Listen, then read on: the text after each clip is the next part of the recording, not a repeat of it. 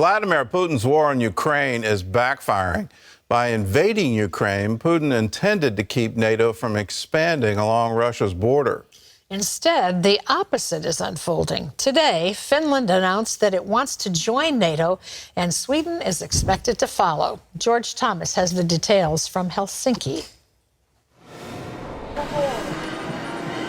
Here on the streets of Finland's capital, Helsinki, CBN News found overwhelming support for joining NATO. If you look at the Russian behavior, I think there are quite few options for us. Sharing an 830-mile border with Russia, Finland is historically neutral. Moscow's invasion of Ukraine, however, has so alarmed this Nordic country that it's now racing to find safe haven in the arms of NATO. I think we should have done it already like 2 decades ago, but it's about time to do it. Finns understand what Ukrainians are going through today because they have to only look at their own history and their experience with the Russians.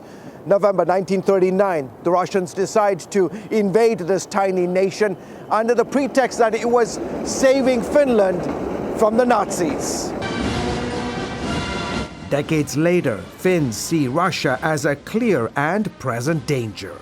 We have fought against Russia 2 times in 1933 and 1945.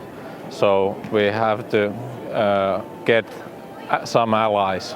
Neighboring Sweden, another Nordic country, is expected to also join NATO within days. President Putin thought he could cause division, but he has achieved the opposite. We stand here today, more united than ever, and with the ambition of strengthening our bonds even more. Moscow has warned both countries against joining, vowing a military response. Hannu Haukka, who leads Finland's biggest Christian television network, says his country has been preparing for the possibility of a Russian attack for years, purchasing a wide range of military assets. Meanwhile, troops from the US, UK, Latvia and Estonia recently took part in military exercises in Western Finland.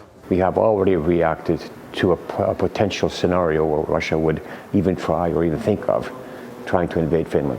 On Wednesday, Britain's Prime Minister joined the US and Germany, vowing to defend both Nordic countries if they came under attack. From the high north to the Baltics and beyond, our armed forces will train, operate and exercise together, marrying our defence and security capabilities and formalising a pledge that we will always come to one another's aid. Russia's invasion of Ukraine has clearly led to unintended consequences. Despite Putin's demands that NATO pull back its forces from Eastern Europe, the alliance now looks set to welcome new members, much to the Kremlin's dismay. George Thomas, CBN News, Helsinki, Finland. Well, just a few years ago, there was active talk. Was NATO still relevant? Was it still needed? Within the NATO alliance, there was open criticism of our withdrawal from Afghanistan, where the parliament in Great Britain actually censored our president on the basis that you didn't inform us. You put our citizens at risk. You put our troops at risk. And you didn't tell us what you were doing or how you were going to do it. An active candidate in Germany said that Germany would have to go it alone and without U.S. help going forward. All of that is off the table. NATO is now stronger than ever, adding membership, and all the nations within it are saying we need to do our part to bolster our militaries and increase our military budget. This was inconceivable 2 years ago, but here we are, and it's very conceivable. And Finland is coming into NATO, and Sweden is coming into NATO. All unintended consequences of the invasion, but at the same time, a natural result of it. What else could Russia possibly expect if you go in and do this kind of thing to a civilian population, a Russian-speaking population, and you round them up, you deport them, or you kill them and bury them in mass graves? What do you expect everybody around you to do but recoil in horror and say, how can we stop you? That's what's happening, and it's I just plead, please, Russia, stop this. Realize your incredible mistake.